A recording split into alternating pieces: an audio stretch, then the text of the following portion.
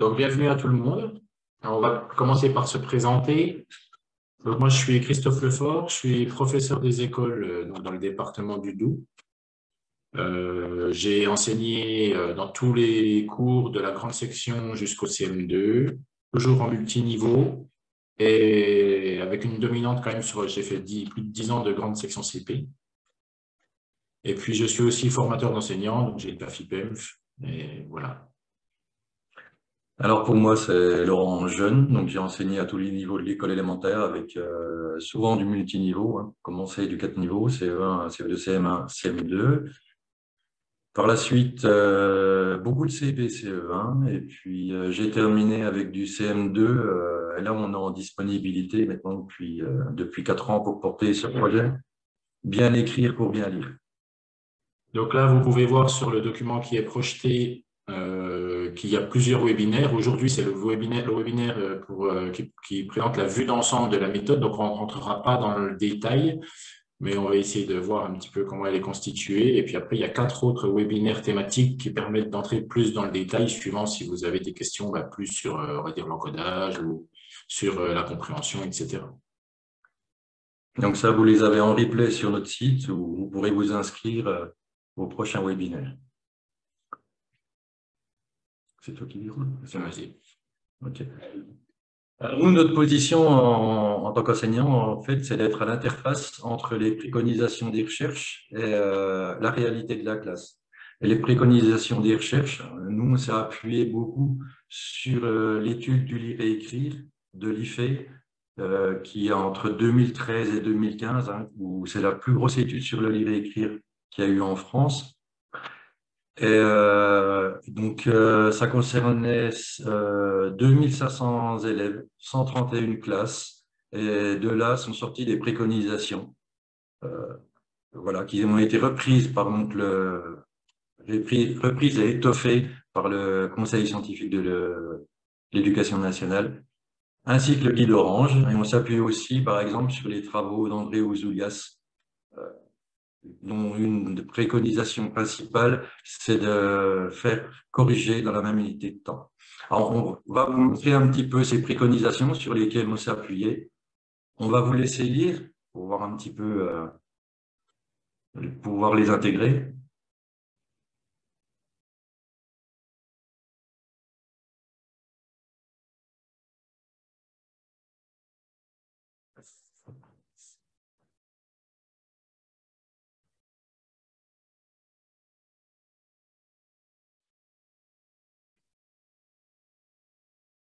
Donc, on ne l'a pas dit au départ, mais en fait, on déroule la présentation. Si vous avez des questions, vous pouvez déjà les écrire dans le chat si vous voulez. Et puis sinon, on y répondra après.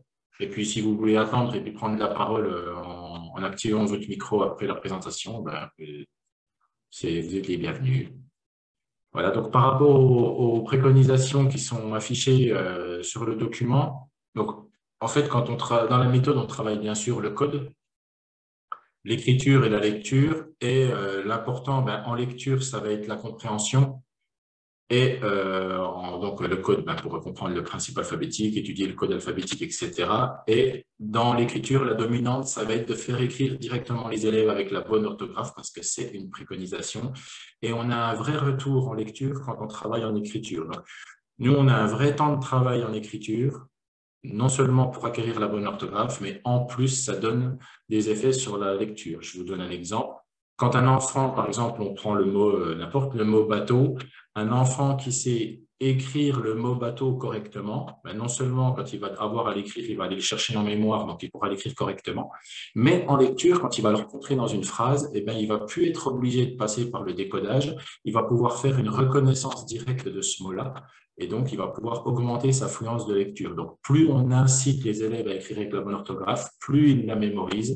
Et donc, on a ce retour en lecture qui fait qu'ils augmentent la fluence. Et on sait que la fluence, c'est un des facteurs qui permet d'arriver à la compréhension en autonomie.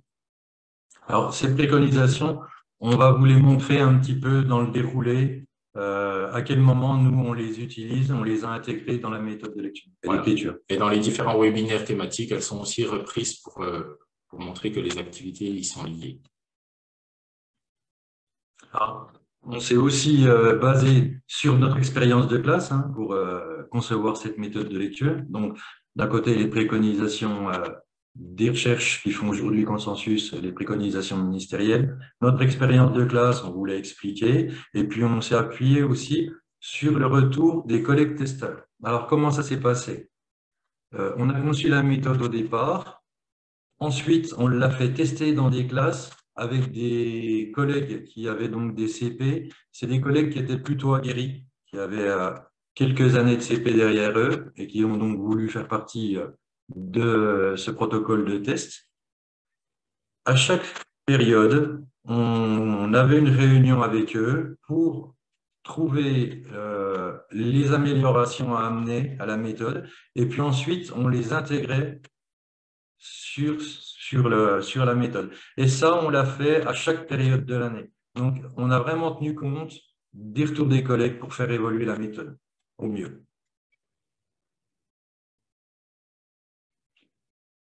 Alors, Hop là. Alors, on va parler des supports. Je vais juste vérifier que le partage se fait bien, parce que sur comment on change d'écran, c'est pas forcément. Voilà. Donc là, vous devez voir notre site Métallo.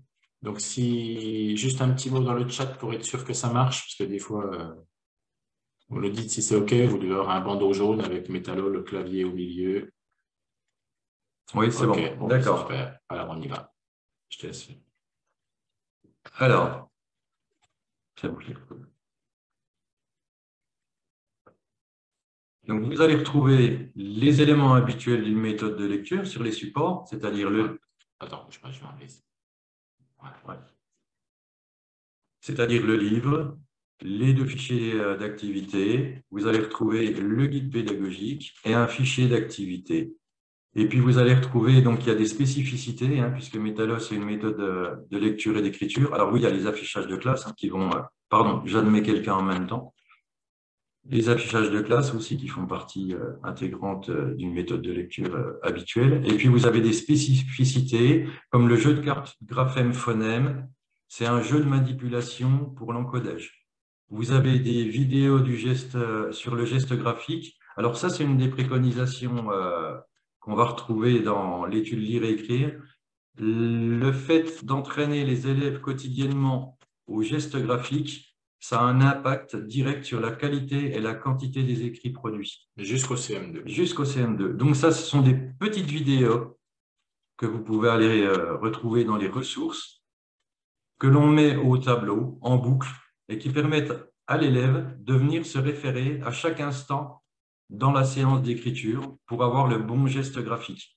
Alors, vous le savez, en tant qu'enseignant, hein, c'est extrêmement compliqué de mener une séance d'écriture puisque entre les élèves qui tournent à l'envers, ceux qui tiennent mal leur crayon, donc c'est extrêmement compliqué. Ici, on va soulager l'enseignant. L'élève peut en permanence se référer à la vidéo en boucle pour avoir la bonne écriture. Vous avez le répertoire de mots qui va se retrouver à la fin du livre de lecture. Pardon, Christophe. Donc ici, vous avez le livre de lecture et à l'arrière, vous avez Leximini. Donc, c'est un petit répertoire qui permet à l'élève, en autonomie, de faire ses corrections sur ses essais d'écriture dans les séances d'encodage. Mais Christophe va vous en reparler plus tard.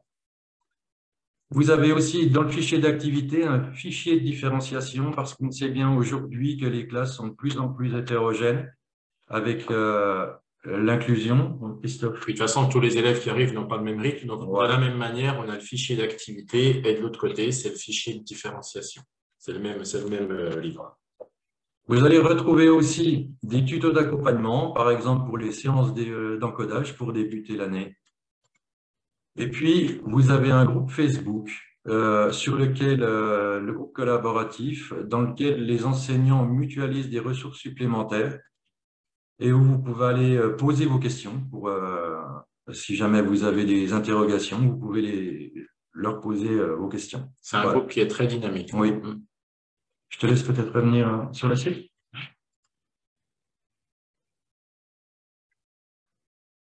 Donc, voilà pour les supports.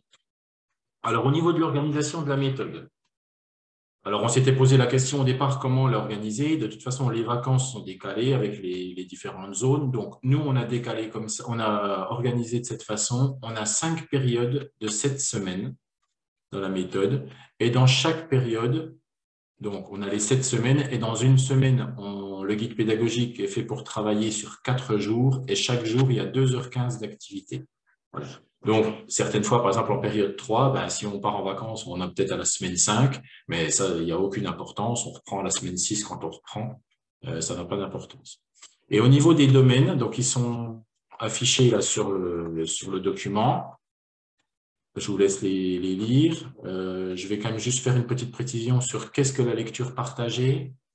En fait, quand on a fait les tests, les enseignants, ils nous ont fait remonter l'information comme quoi une méthode, c'est bien, mais c'est bien aussi de pouvoir faire un petit peu ces choses à soi. On est tout à fait d'accord avec ça. Donc, il y a 1 heure par semaine qui est dédiée, qu'on appelle lecture partagée, où vous allez pouvoir faire ce que vous voulez. Par exemple, si vous voulez étudier aussi un album en parallèle avec vos élèves ou faire autre chose, vous avez un temps dans la méthode qui est dédié à ça. C'est 1 heure par semaine que vous organisez comme vous voulez pour faire voir d'autres choses que ce qui est dans la méthode. Bien que la méthode en elle-même soit complète et suffisante, mais il y a des enseignants aussi qui aiment bien faire des choses avec. Alors, sur les périodes, chaque bloc de cette semaine a un système de fonctionnement qui lui est propre et qui évolue à chaque période Voilà. pour progresser et arriver en fin d'année pour une transition vers le CE1. Et en période 1, par exemple, on a une manière de travailler qui se répète, donc le contenu change, mais la façon de travailler est la même, ce qui donne beaucoup d'autonomie rapidement aux élèves. Et quand on arrive en période 2, on garde certains éléments, on en apporte d'autres pour faire évoluer les élèves, donc on les reforme sur cette nouvelle façon de travailler, et elle se répète pendant toute la période, ce qui fait qu'il y a beaucoup d'autonomie des élèves. Et ça, c'est progressif jusqu'à la fin de l'année. Alors, vous pouvez voir qu'il y a des couleurs dans les domaines. Alors ici, à gauche, vous avez une page du guide pédagogique et puis à droite, vous avez des pages du fichier de l'élève. Donc ces couleurs-là, elles sont pour l'enseignant et pour l'élève. Donc vous voyez que vous avez un petit tableau récapitulatif au début de chaque journée qui vous dit le domaine travaillé, est-ce que l'enseignant est présent pendant la séance ou pas, le temps qui est dédié, alors vous ne voyez tout pas parce que c'est crypté, mais le temps qui est dédié à l'activité, et puis après les supports qui sont utilisés dans la partie de droite. Puis après, vous avez des paragraphes qui reprennent les couleurs et qui détaillent les séances. Et puis, dans le fichier de l'élève, on retrouve les mêmes couleurs. Alors ça, c'est un repère aussi parce qu'on sait, par exemple, que quand on est face à sa classe et puis qu'on explique aux élèves, déjà, il y a des élèves qui sont perdus sur la page, ils ne savent pas de quoi on parle. Donc là, on peut leur dire, là, on est en train de travailler l'exercice bleu, par exemple. Ici, c'est de la discrimination auditive. Et les élèves aussi prennent l'habitude, savent que, par exemple, quand on fait l'exercice qui est en bleu, on sait qu'on écoute les sons. Quand on fait un travail qui est vert, on sait que c'est de la lecture. Quand on fait un travail orange, un exercice orange, on sait que ça va être de la production, enfin, c'est une situation d'écriture, etc. Donc, ça permet d'avoir des repères pour les élèves. Donc, voilà pour l'organisation. Je vais te regarder le chat si jamais tout se passe bien au niveau des... C'est bon. Ouais, c'est bon. Alors, on continue. Alors là, on va vous montrer. Alors, Patrice Gourdet, je vous présente Patrice Gourdet. Donc, c'est un enseignant-chercheur en sciences du langage. Il a travaillé sur la méthode Métallo. Lui, il a travaillé sur l'évaluation. Donc, il a fait partie de l'étude IFE dont Laurent vous a parlé au départ.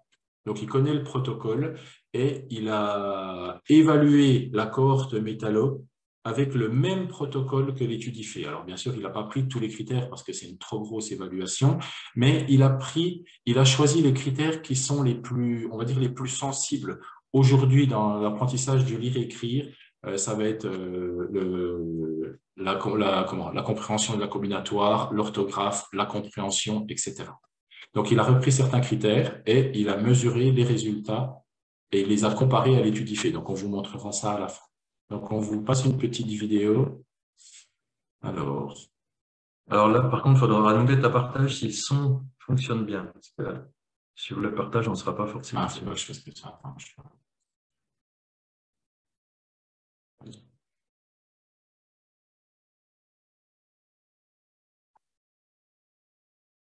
vais faire le partage pour être sûr que ça se passe bien. Oui, c'est là. Voilà. Alors, on y va. Les flux, si vous entendez de la son. Oui.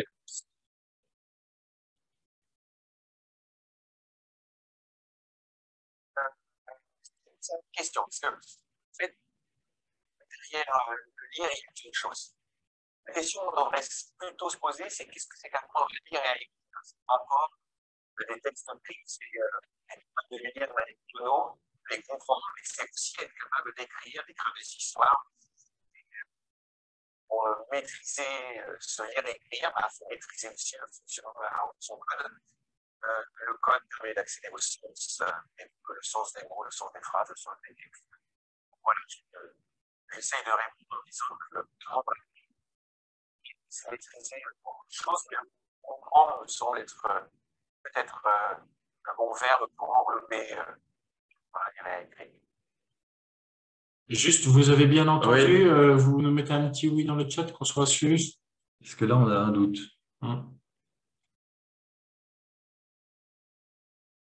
Le son est trop coupé chez moi et ça dépend de la connexion. Ah oui.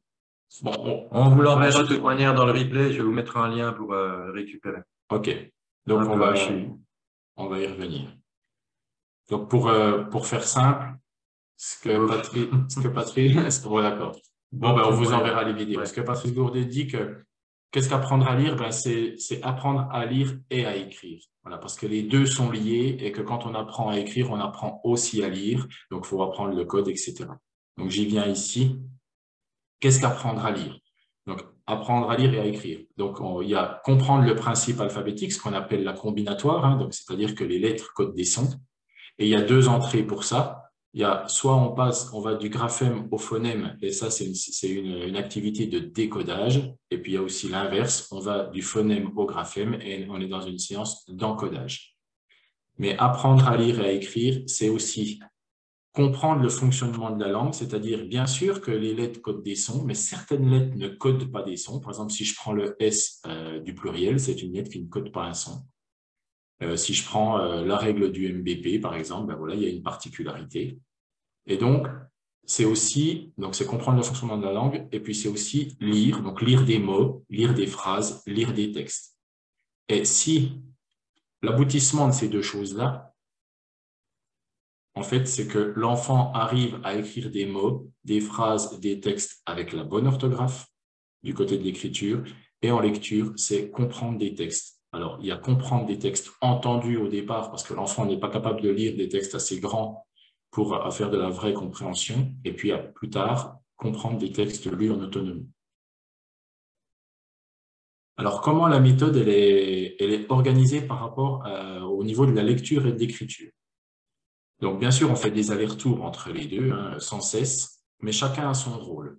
Donc, pour nous, la lecture, le but de la lecture, c'est d'accéder au sens. Donc, on va le faire sur des textes entendus en début d'année, on va vous le montrer, puis sur des textes lus, une fois que les enfants sont assez forts en déchiffrage. On va travailler le vocabulaire en contexte et on va bien sûr aller chercher la compréhension. On ne travaille que la lecture, on ne travaille pas le code. Pourquoi? Nous, on s'est aperçu dans nos classes que… Pendant la lecture. J'ai dit une bêtise? Non, pendant la lecture, on ne travaille pas le code. Oui, bien sûr. Pendant la lecture, on ne travaille pas le code. Pourquoi?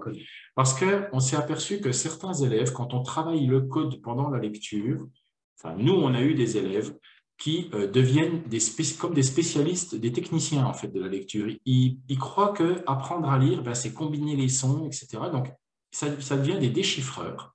Puis quand on arrive au bout de la phrase, on lui dit « Qu'est-ce que tu as compris ?» Ben, je ne sais pas, voilà. Donc, c'est vraiment de dire, quand je lis quelque chose, je vais comprendre et je vais être capable de dire ce que j'ai compris. C'est le seul but de la lecture. Par contre, et j'ajoute quelque chose, on ne peut pas forcer un enfant à entrer dans le code par la lecture. Je vous donne un exemple. Moi, j'ai eu une élève, une année, au début de ma carrière, on était au mois de mars, pourtant je travaillais le code. En ce temps-là, je travaillais le code dans la lecture. Et je lui avais montré le mot frites en mars, et elle m'avait dit jupe. Il n'y avait aucun rapport. En fait, c'est une élève qui n'était pas rentrée dans le code.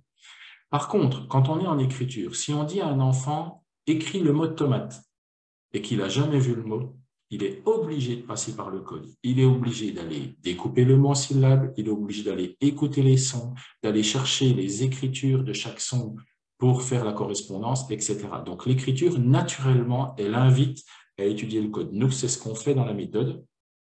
Donc, pour ça, on va travailler sur le geste graphique, puisque Laurent l'a dit, mais on y reviendra, que le geste graphique, l'entraînement, il est très important pour délier la main. On va travailler en séance d'encodage directement avec la bonne orthographe. On va vous montrer comment on le fait. On le fait sous forme de dictée et il y a de nombreuses situations d'écriture dans la méthode aussi. Donc, bien sûr, quand on écrit, on travaille aussi le sens, puisque quand on écrit, on produit du sens. Mais là, c'est l'inverse. Le sens est initial et on va produire de l'écrit à partir de ce sens-là. Et en même temps, on va étudier la langue. La lecture, c'est le sens. L'écriture, c'est le fonctionnement de la langue. Alors, du côté de la lecture, tout d'abord, l'entrée graphémique qui est recommandée. Donc, quand on introduit, nous, on a fait le choix de travailler, c'est une recommandation aussi, sur la régularité de la langue. Il faut savoir que la langue, à l'écrit, elle est régulière à 85%. Nous, on l'a découvert en concevant la méthode, on ne pensait pas qu'elle était aussi régulière que ça. Donc, le but, c'est de se dire, on va déjà présenter la régularité de la langue pour faire plus simple, et puis après, on entrera dans les particularités. Donc, quand on introduit un graphème, on introduit toujours le graphème le plus courant qui correspond à un son. Si je prends par exemple le graphème I, pourquoi on introduit le I et pas le Y? Il y a 99% des mots où le son I s'écrit avec un I et il y a 1% des mots où le son I s'écrit avec un Y. Donc, plutôt que de présenter le I et le Y au départ, on ne présente que le I, comme ça l'enfant peut déjà écrire 99% des mots et plus tard, on introduira le Y. Pourquoi? Parce que si on présente le I et le Y en même temps, ben l'enfant il va faire 50-50 et puis il dira ben voilà, ce soit I, soit Y. Alors que là, il prend conscience que non, le I, c'est plus souvent avec un I qu'on l'écrit et moins souvent avec un Y. Au niveau de la fréquence d'étude des graphèmes, ça c'est une recommandation aussi, l'étude de 14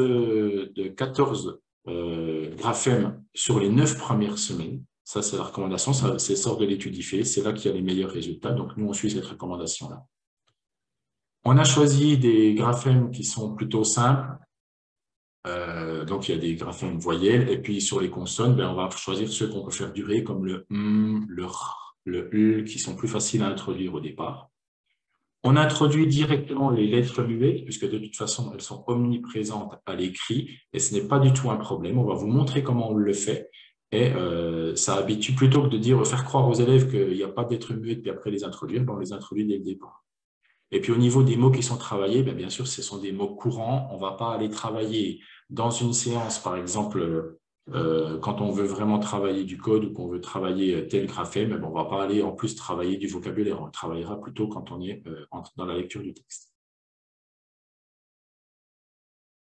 Alors, au niveau des textes qui sont étudiés dans la méthode, donc, ce n'est pas du tout une méthode où vous aurez toujours l'histoire de Métallo. Alors, il y a l'histoire de Métallo, mais il y a plein d'autres choses. On en sort et il y a plein de types de textes qui sont, plein de types d'écrits qui sont listés sur la gauche. En fait, Métallo, il va disparaître pendant 2-3 jours. Il va réapparaître pour le plus grand plaisir des enfants, mais ce n'est pas un personnage qui va être quotidiennement sur le devant de la scène. Donc voilà, on vous laisse lire un petit peu les différents types. Donc là, le livre, de toute façon, vous pouvez consulter des extraits sur le site, si vous voulez voir comment c'est fait. Alors maintenant, pour le déchiffrage, du côté de la lecture, comment on aide les élèves dans le déchiffrage? On a des appuis. Donc là, vous avez par exemple un texte de la période 3, en début de période 3. Donc, vous pouvez voir que le texte, il est écrit en 2 couleurs.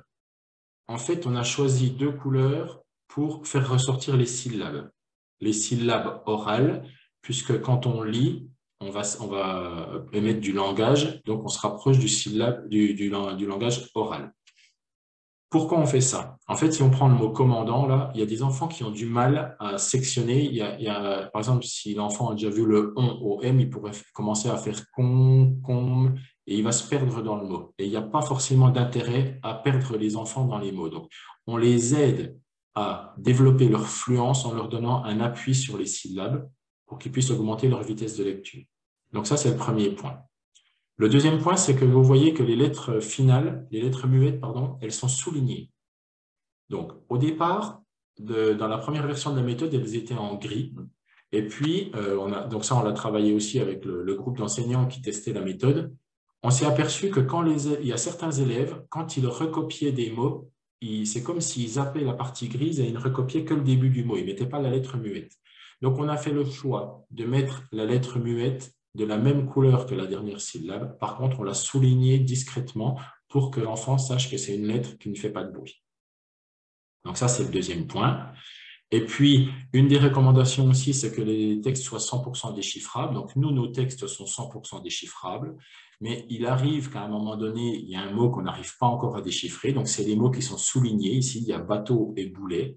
Donc, ces mots-là, ils sont vus avant la lecture du texte. Et l'enfant, alors il y en a qui savent déjà les déchiffrer, mais il y en a qui ne savent pas. Donc, ils peuvent se référer au dessin quand ils sont dans leur activité de lecture.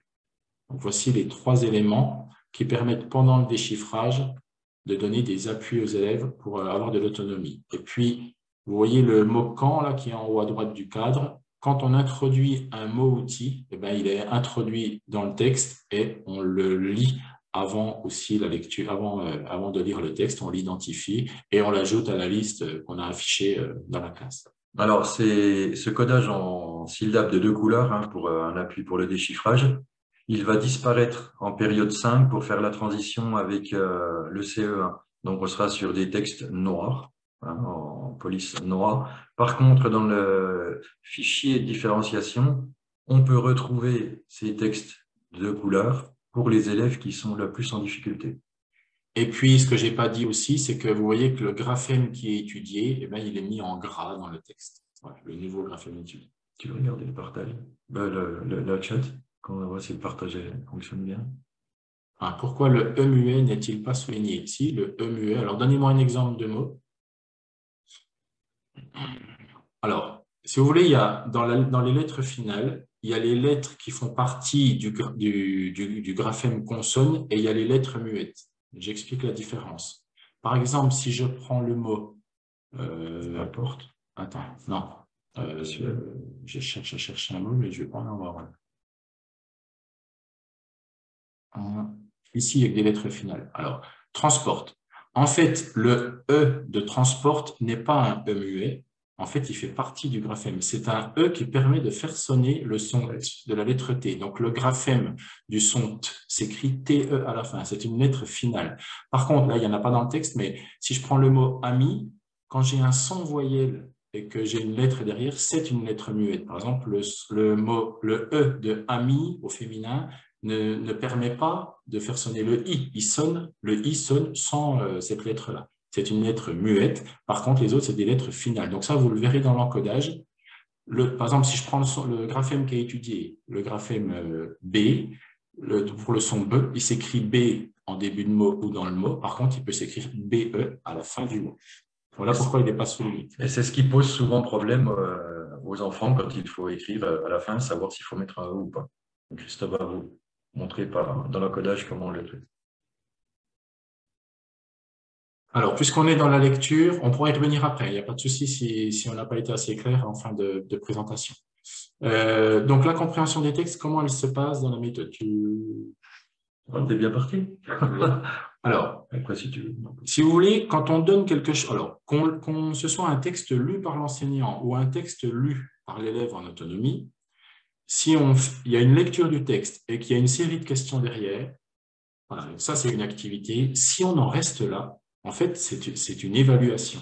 C'est-à-dire, l'enfant a lu ou a entendu un texte, je lui pose des questions, il donne ses réponses. Je suis capable de voir à cet instant-là ce qu'il a compris de ce qu'il a lu ou entendu. Donc, le but pour les faire progresser, c'est de dépasser ça, de ne pas être simplement sur une évaluation. Donc, on va s'appuyer sur la force du groupe classe, hein, puisqu'on ne peut pas savoir seul ce qu'on peut savoir tous ensemble. Donc, on va mutualiser les idées des élèves, les compréhensions des élèves, et on va les inviter à débattre et à argumenter leurs propos. Et pendant ces débats-là, ils vont pouvoir voir qu'il y a différents points de vue, ils vont pouvoir les confronter, mais toujours en argumentant. Et c'est le fait d'avoir ces débats-là qui est d'ailleurs une préconisation, oui, qui permet aux élèves de comprendre comment on arrive à comprendre, justement.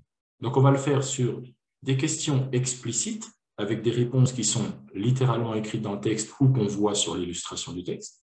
On va le faire aussi sur des questions implicites qui vont devoir faire des inférences. Et puis, on va avoir aussi des questions culturelles qui permettent d'ouvrir les enfants sur le monde. Et c'est des choses qu'on sait en dehors de la lecture du texte. Et on a des questions dans la méthode où on n'a pas forcément de réponse. Par exemple, à un moment donné, on a une étude de documentaire sur le lapin. Une des questions, c'est est-ce que le lapin mange du bois? Ben, en fait, on sait qu'il ronge du bois, mais de là à le manger, même nous, des fois, on n'en est pas sûr. Donc, ça montre aussi à l'enfant qu'il n'y a pas une seule réponse, il peut y avoir plusieurs réponses, et puis parfois, on n'a peut-être pas de réponse. Et ça, on va le retrouver dans l'évaluation qu'on vous montrera à la fin. Sur les élèves qui ont fait partie donc, de l'évaluation au niveau de la compréhension, on n'a pas d'élèves qui ne répondent pas. Souvent, on a quand même une partie, une frange de la population d'une classe qui n'ose pas répondre et qui donc laisse vide. Sur l'évaluation, tous les élèves ont répondu. Alors, peut-être qu'ils ont faux, mais au moins, ils ont tous osé répondre parce qu'ils savent qu'il peut y avoir une réponse, plusieurs réponses ou pas de réponse. Et à partir du moment où j'ai un point de vue, voilà, et j'ai un point de vue et que je peux l'argumenter, donc je le présente. Puis après, est-ce qu'on aura réussi à me convaincre que, ah oui, en fait, c'est plutôt comme ça, etc. Mais on peut avoir aussi différents points de vue sur une même question. Et en fait, la compréhension, si elle n'est pas discutée, si elle n'est pas pour la travailler, c'est ça qui est extrêmement compliqué. Souvent, on pense qu'on travaille la compréhension en donnant des questions. Mais c'est vrai, ce que disait Christophe, on est sur une évaluation. On n'est pas sur un travail à proprement parler de la compréhension. Et donc, faire travailler la compréhension, à part confronter son point de vue à un autre et faire évoluer son point de vue, c'est la seule manière donc, de travailler à un moment donné de manière collective. Et puis après, on va vous le montrer par la suite, on va glisser petit à petit au fil de l'année sur un travail plutôt individuel. Mais on va le résumer juste après. Donc, je vais vous présenter la façon de travailler à la compréhension sur les 2 premières périodes. C'est une organisation qui est stable, les enfants sont habitués. Donc, on travaille d'abord sur l'illustration du texte. Les enfants ont le droit de dire ce qu'ils veulent à partir de l'illustration. Ensuite, l'enseignant va… Alors là, on est sur des textes entendus sur les 2 premières périodes. Oui, les 2 premières périodes, ce sont sur des textes entendus, lus par l'enseignant. Et ensuite, on est sur des textes, tout est déchiffrable dans le livre à partir de la période 3 pour l'élève. Donc, l'enseignant va lire une première fois l'histoire aux élèves. Ensuite, on a un temps de verbalisation où les enfants disent ce qu'ils ont compris de l'histoire. Ensuite, l'enseignant va prévenir les élèves, il va leur dire donc je vais vous relire un coup l'histoire et après je vais vous poser des questions. Donc on prévient qu'on va poser des questions après. Et puis donc après la lecture, on pose des questions et le débat et l'argumentation entrent en jeu. Ça, c'est la première journée. Ça dure à peu près 30 minutes. Et le deuxième jour, parce que les textes sont étudiés sur 2 jours, en premier, on va inviter les élèves à rappeler ce qu'ils ont compris de ce qu'on a fait la veille, rappeler ce qu'on a fait la veille sur le texte. Et l'enseignant va ensuite leur dire, voilà, je vais vous relire le texte encore une fois, et après, je vous poserai des questions. Donc, il leur relit le texte, et une deuxième fois, une deuxième série de questions avec débat, argumentation. Donc ça, c'est la structure du travail des textes sur les 2 premiers jours, soit sur 2 jours, dans les périodes 1 et 2. Quand on arrive, là, je vais vous présenter sur l'année comment ça évolue. Donc ici, en haut à gauche, vous pouvez voir que c'est des textes longs qui sont entendus et ils sont lus par l'enseignant ou l'enseignante. On travaille bien sûr l'implicite, l'explicite, le culturel. Et à partir de la période 3, l'enfant est capable de lire complètement les textes longs qui sont dans le livre. Donc, ce qu'on va faire, c'est qu'on va faire glisser l'enfant progressivement vers un travail collectif. Pourquoi collectif? C'est pour emmener tout le monde. C'est pour ne pas laisser les élèves tout seuls dans leur série de questions. Au départ, vraiment, on englobe tout le monde pour que tout le monde entre dans cette démarche. Et petit à petit, on va aller vers l'autonomie. Donc, en période 3, on va dire aux élèves, alors, vous allez d'abord lire le texte vous-même, on en parle, et après, on va le lire ensemble. Donc, il y a quand même une lecture collective et on recommence les mêmes séries de questions. Et puis, en période 4, on va encore plus loin, à partir de la période 4, mais sur les périodes 4 et 5, on va dire à l'élève, voilà, tu as un extrait du texte, donc ils lisent l'extrait du texte en autonomie, ils ont des questions, ils ont en général 5 questions, ça peut être aussi du QCM par exemple, ou répondre à du vrai ou faux, mais ils font vraiment ce travail-là en autonomie, Et on les prévient, on leur dit, si tu ne sais pas, ce n'est pas grave, tu fais comme tu peux, de toute façon, on revient ensemble après. Donc, ils ont leur lecture autonome avec les questions, et après, il y a toujours ce moment ensemble où on va reprendre les questions, argumenter, et apporter des réponses, etc. Porter son point de vue. Mais le but, c'est qu'on arrive, au départ, on emmène tout le monde, et après, on arrive petit à petit à dire à l'élève, tu vas d'abord te lancer dans la tâche tout seul, et après, on y viendra ensemble. Mais il faut qu'il se décroche de ce groupe, il ne faut pas qu'il continue à attendre que le groupe le mène. Donc, on le travaille de cette façon-là. Et puis, vous voyez sur les périodes 2 et 3, vous voyez activités complémentaires. Donc là, ce sont des activités décrochées de la lecture qui travaillent quand même sur le texte, où c'est une activité qui permet de travailler la compréhension. Ça peut être, par exemple, là j'ai en mémoire, 4 images qui symbolisent chacune un moment de l'histoire, donc il faut les remettre dans l'ordre. Ils travaillent en petits groupes. Et puis après, on leur donne une étiquette blanche dans laquelle ils doivent dessiner un autre moment de l'histoire, mais qui n'est pas illustré ici. Et on leur demande de le mettre au bon endroit dans la chronologie de l'histoire. Et puis, après, on fait ça au tableau. Donc, on a les 4 images de départ et chaque groupe vient amener son moment qu'il a dessiné et dire, ben voilà, nous, on le met là parce que c'est à ce moment-là qu'il se passe ça, etc. Voilà, donc c'est toujours dans le débat, l'argumentation, etc. Alors, on précise aussi, parce qu'il y a des enseignants qui nous disent, donc en fait, les élèves, ils commencent à lire en période 3. Pas du tout. Dans le livre, là, quand on parle de ça, on parle des textes longs. Hein, et quand vous prenez le livre ici, vous avez sur la page de gauche le texte long, et ici, vous avez la page où l'enfant est capable de lire, et lui, ce qu'il lit, c'est ici. Mais si on se cantonnait à ça, je ne sais pas si vous voyez bien, si on se cantonnait à ça, ben alors on ne peut pas travailler vraiment la compréhension parce qu'on n'est pas encore capable de lire une quantité assez grande. Voilà. Donc, il y a vraiment aussi la page pour l'élève en parallèle. C'est ce qui est, on travaille les syllabes, les mots, les phrases et puis assez vite des textes courts. Donc, voilà pour la lecture. Maintenant, du côté de l'écriture, donc on a dit qu'avec l'écriture, on allait travailler l'étude de la langue. Donc, ce qu'on va faire, on va peut-être pas repasser la vidéo parce qu'elle n'est pas passée, donc on vous les enverra, on vous enverra un lien. Je vais juste vous résumer ce que dit Patrice Gourdet à ce sujet-là. Faut-il écrire avec la bonne orthographe dès le début des apprentissages? La réponse, c'est oui. Oui, parce que quand on apprend à écrire, c'est ce qu'on a dit tout à l'heure, quand on apprend à écrire avec la bonne orthographe, non seulement on la mémorise, donc on va avoir un double effet. Quand on a mémorisé un mot correctement, quand on va avoir besoin de l'écrire, on ira le chercher en mémoire et on pourra l'écrire correctement. Et en lecture, quand on le rencontrera dans une phrase, on va pouvoir le reconnaître directement et ne pas passer par le décodage, donc on va augmenter la fluence. Donc, on va vous montrer comment nous, on fait travailler les élèves avec à écrire avec la bonne orthographe. Laurent a parlé tout à l'heure du geste graphique, donc c'est très important, ça c'est une recommandation. Il y a un vrai effet sur la quantité et la qualité de la production d'écrit jusqu'au CM2 en entraînant. La recommandation de l'IFE, c'est 19 minutes par jour. Donc, nous, on a des séances de graphisme qui font 20 minutes par jour. Voilà. Elles sont quasi quotidiennes. Il y a quelques jours où il n'y en a pas, mais c'est parce qu'il y a d'autres choses qui sont déjà dans le même, qui travaillent ça, donc on ne fait pas de doublons, mais c'est quasiment tous les jours. Je vais vous montrer une vidéo. Donc là, il n'y a pas de son, donc il n'y aura pas de problème. Non, il ne va pas voir ici. Il va pas voir. Je fais comme ça. Je vais le faire voir à chaque fois. Le partage. Oui, je vais faire le partage. Voilà.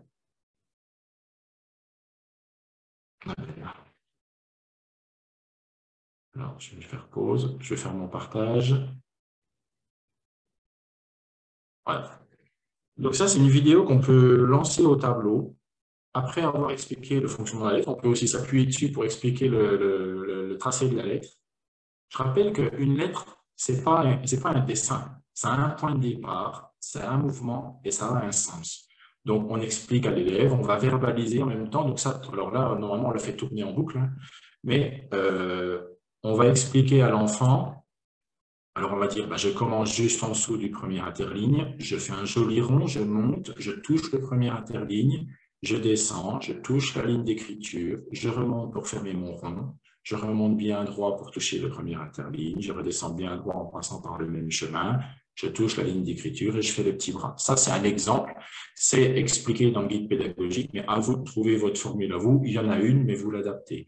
Et une fois qu'on a fini d'expliquer, les enfants sont en entraînement, que ce soit à l'ardoise, au cahier de brouillon, au cahier du jour, peu importe. À un moment donné, quand ils savent plus comment faire le A, eh ben, ils peuvent pointer, reprendre leur crayon, pointer en l'air en suivant la vidéo comme ça. Et une fois qu'ils sont prêts, repartir sur leur cahier. Donc, ça décharge l'enseignant parce que oui, c'est difficile d'aller surveiller chaque élève. Une fois qu'il est parti pendant 15 minutes ou 20 minutes à tourner dans le mauvais sens, ben, on sait ce que ça donne. Donc, ça, c'est vraiment un appui pour l'enseignant et pour l'élève. Donc, chaque fois qu'un nouveau graphème est étudié, vous avez la petite vidéo qui va avec, que vous pouvez utiliser en classe. C'est pas ça que je veux, c'est celui-là. Oui. Alors, je reviens sur mon document. Alors maintenant, au niveau de l'encodage. Donc, Laurent vous a parlé tout à l'heure d'un jeu de cartes graphème-phonème. Donc là, en jaune, vous voyez le sous-main. Et puis en bas, vous voyez le mot tortue qui est écrit avec les cartes. C'est un jeu de manipulation pour permettre aux enfants de produire de l'écrit sans forcément prendre le crayon et de manipuler les graphèmes.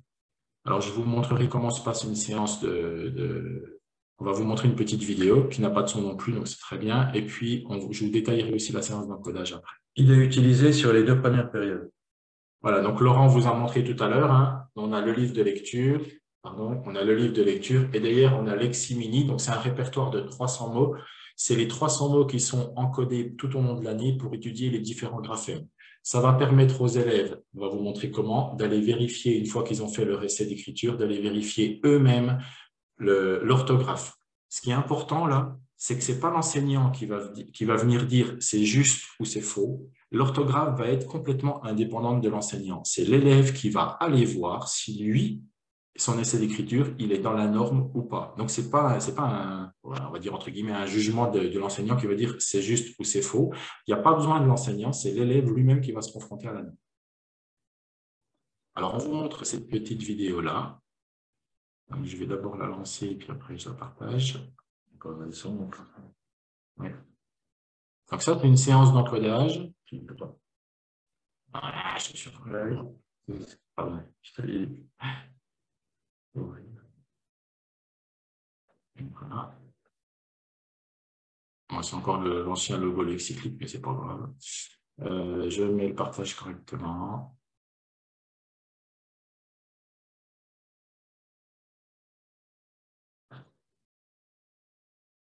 C'est parti.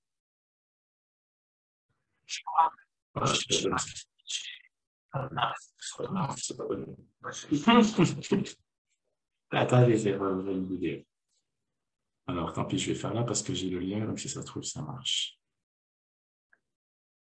Non. Voilà, désolé, j'arrive. Attendez. Là, oui, j'ai le lien, donc normalement, ça devrait marcher. Juste que je vais partager les liens, je pas. Oui. Voilà.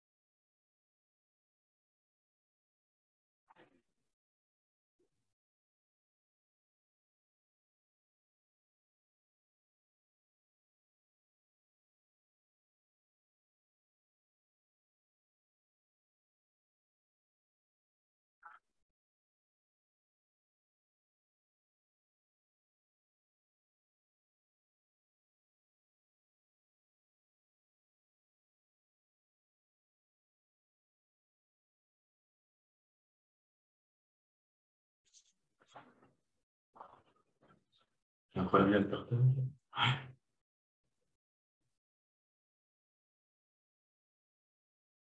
Je reviens le document. Bon.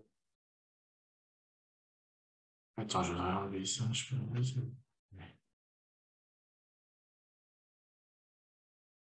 Ok, je reviens à mon document. Donc ici, Vous avez vu en partie comment se passe la séance d'encodage. Je voulais dire un truc que je ne sais plus ce que c'est. Donc, voilà. Donc, Le système de vérification. Ouais. Ah oui, c'est ça que je voulais vous montrer. Mais je vous le montre là. Donc, je vais prendre un mot. Par exemple, si l'enfant doit écrire le mot canard. Donc, ça commence en haut à gauche. On a des images en codage. Donc, il y a le dessin qui fait la référence du mot et en bas, on a ce qu'on appelle les indices orthographiques. Donc, l'enfant va s'informer, il va prendre des informations. Ici, il va voir que canard s'écrit avec un D à la fin, un D muet. Donc, il écoute le mot, il fait son essai d'écriture avec son jeu de cartes. C'est ça que je voulais préciser en fait. Le jeu de cartes, il n'est pas amené comme ça. Quand on étudie un graphème, on donne les cartes correspondantes. Donc, il se constitue au fur et à mesure. Donc, au début de l'année, il y a très peu de cartes et ce n'est utilisé que sur les 2 premières périodes. Après, on passe à de l'encodage à l'écriture.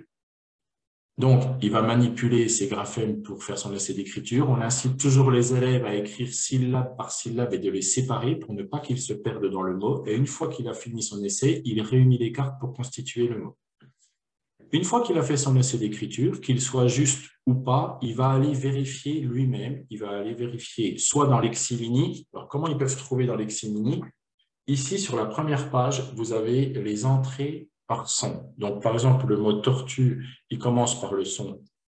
Et l'enfant sait que c'est à la page 8. C'est un petit répertoire qui fait que 20 pages. Et au début de l'année, les mots à chercher sont dans les premières pages pour l'habituer. Et ça se passe très bien.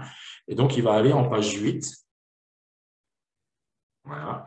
Et en page 8, avec le dessin. Alors oui, mais là, c'est tortue placé sur le canard. Donc, je vais prendre le qui est à la page 18, par exemple. On en période 3. Voilà. Et une fois qu'il est ici, avec le dessin, je cherche un canard qui est caché. Voilà. Avec le petit dessin, il va pouvoir retrouver le mot et il a la vérification en bas. Donc, c'est lui qui va pouvoir valider ou pas son essai d'écriture et de corriger.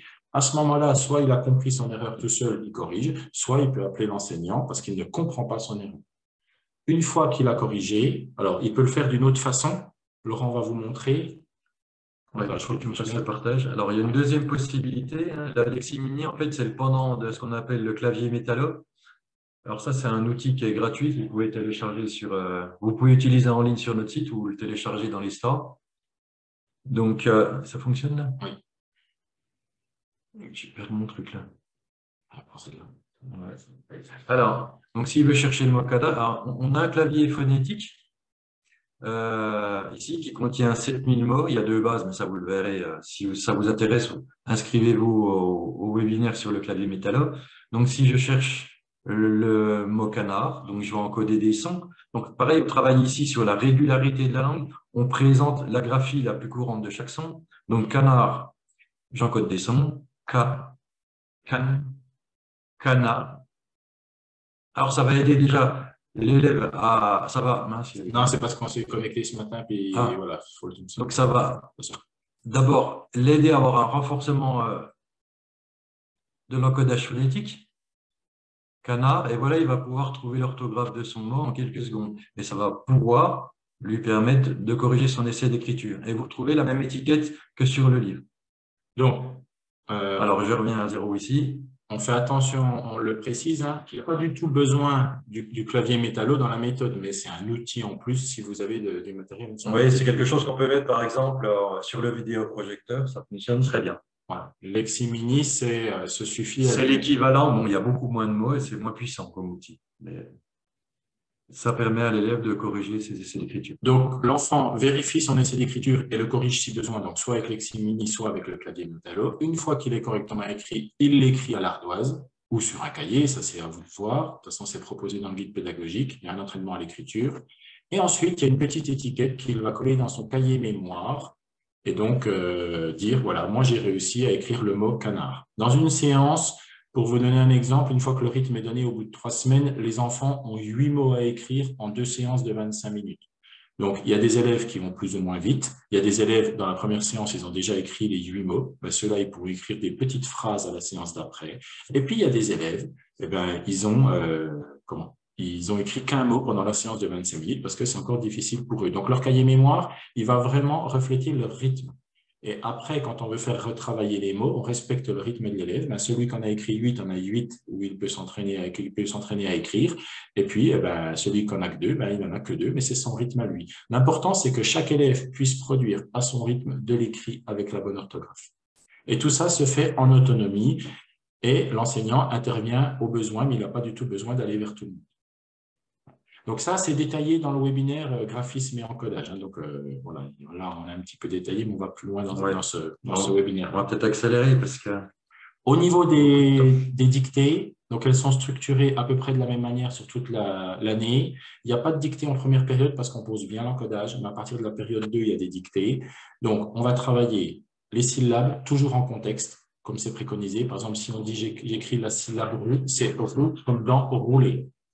On travaille 2 mots-outils à chaque séance et on travaille aussi une phrase. Et la phrase, elle prendra compte aussi de ce qu'on fait en étude de la langue. Si par exemple, je travaille le pluriel des noms, et bien dans ma phrase, je pourrais aussi avoir un pluriel de noms, par exemple.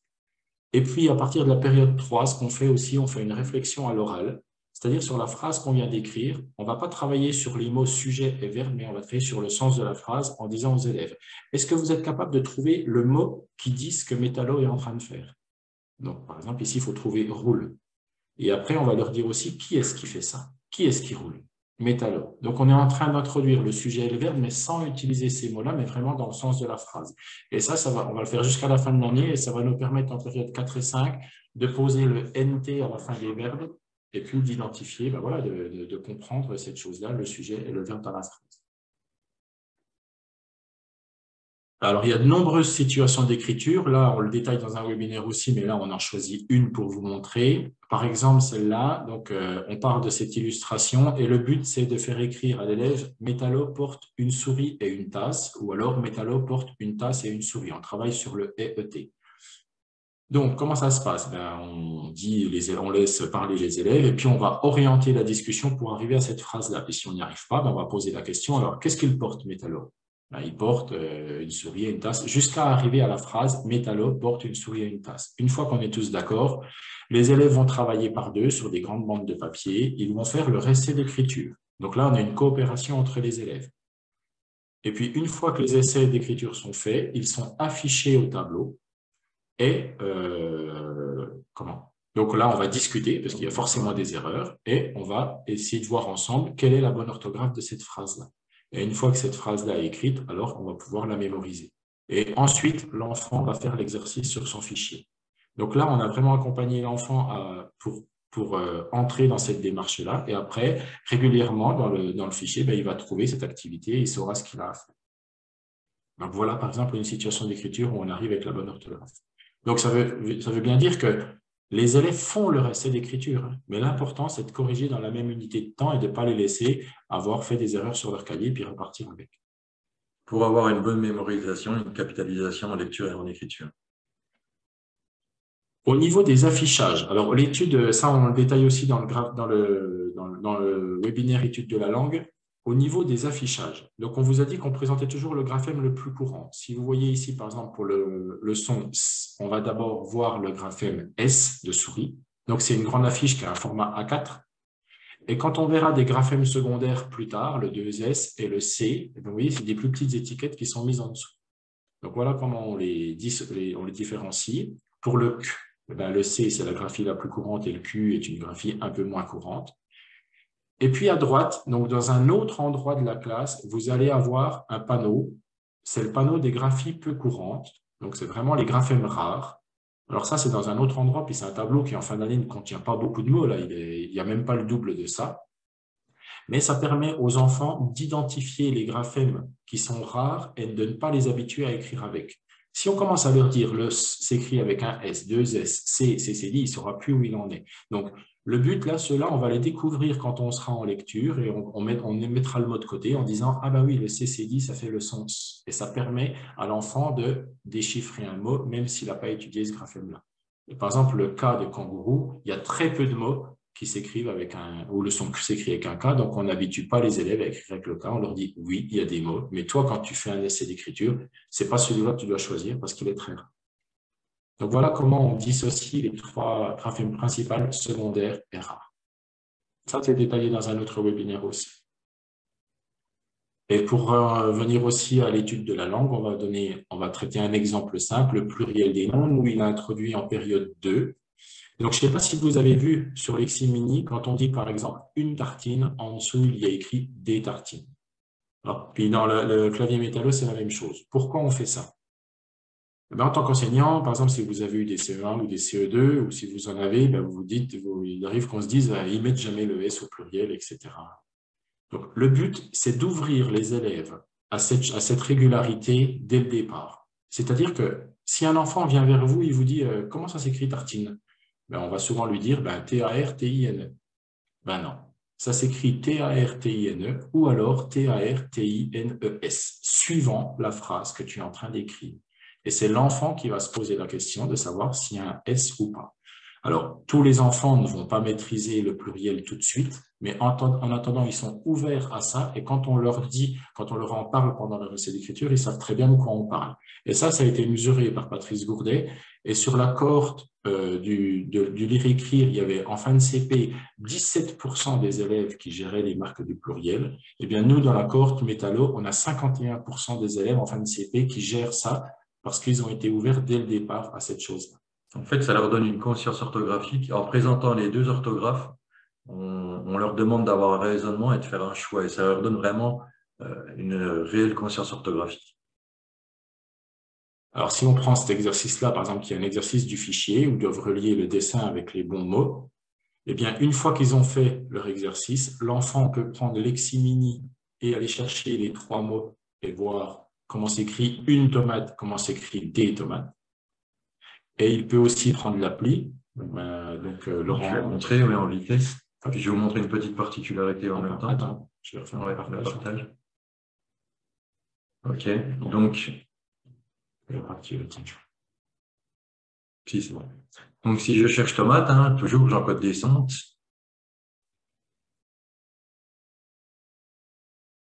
Tom.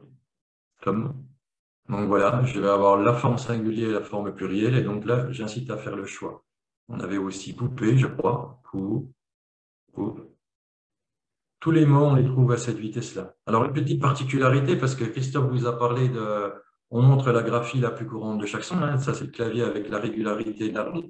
Donc ici, par exemple, le F, c'est la graphie la plus courante. Mais c'est quelque chose qu'on peut faire évoluer, ce clavier, avec la progression de la classe. Je rappelle que le clavier métallo, ce n'est pas une obligation de l'utiliser avec la méthode. On peut utiliser la méthode sans le clavier, mais on peut adjoindre le clavier. Et dans le kit pédagogique, tout est détaillé au cas où, si vous utilisez le clavier métallo. Donc ici, par exemple, si dans ma classe, aujourd'hui, je viens de voir le son F, et je viens d'expliquer aux élèves qu'il y a plusieurs graphies possibles, que ça peut être un F, que ça peut être un PH aussi, ou bien 2F, comment on va faire? On peut venir ici, on peut venir personnaliser le clavier. Donc ici, je vous invite à venir sur le prochain webinaire, je vous expliquerai plus en détail. Et puis au niveau du clavier, je vais pouvoir venir personnaliser la touche et choisir cette fameuse touche qui indique les différentes graphies du son. Donc là, je vais l'enregistrer. Voilà. Et je reviens à l'application. Donc vous voyez que ça a bien été pris en compte. Et on peut faire évoluer ce clavier avec la classe tout au long de l'année. Donc pour les verbes aussi, parce qu'au niveau du pluriel des verbes, si je prends, on va dire brûler. Alors vous voyez qu'on est passé, ça c'est aussi une des préconisations, pardon. On n'a plus les accents circonflexes, on est passé à la nouvelle orthographe. Donc ici, on présente la forme au singulier du présent pour le verbe et au pluriel. Et ça va permettre, sur les accords dont vous a parlé Christophe tout à l'heure, au niveau de l'évaluation, d'avoir des résultats qui sont vraiment intéressants, avec des marques du pluriel qui sont mises de manière assez régulière quand même. Et puis pourquoi on travaille aussi sur le ENT? Il y a 2 raisons. Il y a d'abord l'entrée dans la maîtrise de cette graphie-là, et il y a aussi le fait que les enfants, en fin de mot, ils disent « en » quand on de la lecture. Voilà. Donc c'est pour qu'ils comprennent que le ENT, de temps en temps, ne fait pas de bruit à la fin. Et ça, à travers le fonctionnement de la langue, qu'en fait, on va les amener à avoir cette réflexion et à comprendre au niveau de la lecture que le ENT ne sonne pas toujours. Donc ça, c'est les résultats de l'évaluation menée par Patrice Gourdet. Voilà, donc si vous regardez par exemple le principe alphabétique, le fait de faire faire un essai d'écriture et de corriger dans la même unité de temps, ça permet à l'élève de bien comprendre comment ça se passe. Et puis le fait de manipuler avec le jeu aussi, de manipuler les graphèmes, leur permet de comprendre le principe alphabétique. Donc voilà, je vous laisse lire les résultats. Et puis le plus flagrant, c'est quand même aussi celui sur la maîtrise des marques du pluriel. Vous voyez, le fait de les ouvrir dès le début de l'année à ces marques du pluriel tout en bas, ben, on a 51,6% des élèves qui ont géré au moins une des marques du pluriel. Il y avait un S à mettre et puis il y avait aussi un NT à mettre, alors qu'il y a 17% de l'étude lyrique. En fait, on s'aperçoit que écrire avec la bonne orthographe depuis le début du CT, ben, c'est possible, et puis que ça a un impact en fait sur la lecture et sur l'écriture. Donc, au niveau de la différenciation, donc, elle est omniprésente dans la méthode. Comment elle se présente? D'abord, au niveau de l'écriture, parce que en équivalent, vous avez à peu près autant de temps où l'enfant passe à écrire que où l'enfant apprend à lire. Mais il ne faut pas oublier que quand il apprend à écrire, il a aussi des répercussions sur la lecture. Donc, le fait de faire écrire les élèves, on a déjà une différenciation naturelle. Parce que je l'ai dit tout à l'heure pour l'encodage, ben, il y a des élèves qui vont écrire un mot en 25 minutes, puis il y en a qui vont écrire 8 mots. Ils vont chacun à leur rythme, ça ne pose pas de problème. Et puis après, quand on passe sur des écrits courts, ben, il y en a qui écrivent qu'une phrase, puis il y en a qui en écrivent plusieurs. Donc là, ça se met en place automatiquement. Maintenant, dans le guide pédagogique, la différenciation, dans chaque petit paragraphe, il y a toujours, quand c'est possible, des propositions de différenciation qui ne sont pas forcément avec du matériel. Hein. Ça peut être simplement quelque chose qu'on dit à l'élève, un petit indice qu'on donne à l'élève, par exemple. Et puis, vous avez aussi le fichier de différenciation qui permet de photocopier des supports de différenciation. Ce qu'on n'a pas dit dans la différenciation, ce qui est préconisé, c'est de ne pas faire des activités différentes aux élèves, mais c'est de faire la même activité à tout le monde, mais à des degrés de difficulté différents pour respecter le rythme. Donc nous, c'est ce qu'on a choisi. Tout le monde fait la même activité, mais il y a des degrés différents de difficulté. Et puis, ce qu'on fait aussi, c'est qu'on accompagne les enseignants qui utilisent la méthode. Donc d'abord, vous pouvez nous contacter par mail, on répond très vite. On vous invite à aller sur le groupe Facebook communiquer avec les utilisateurs de la méthode qui, comme l'a dit Laurent tout à l'heure aussi, vont répondre à vos questions et vont aussi, ils proposent plein de choses et c'est super. En fait, ils proposent plein d'activités, des fiches, des choses complémentaires. Ils mutualisent ça, donc c'est très intéressant. Il y a les tutos qui sont sur le site. Et puis, nous, on organise un webinaire en début d'année. Par exemple, vous avez la pré-rentrée, vous avez... En août, vous commencez à mettre en place votre classe et puis vous avez des questionnements juste avant la rentrée. Nous, on fait un webinaire questions-réponses où vous pouvez venir et puis on répond à toutes vos questions pour de la mise en place en début d'année.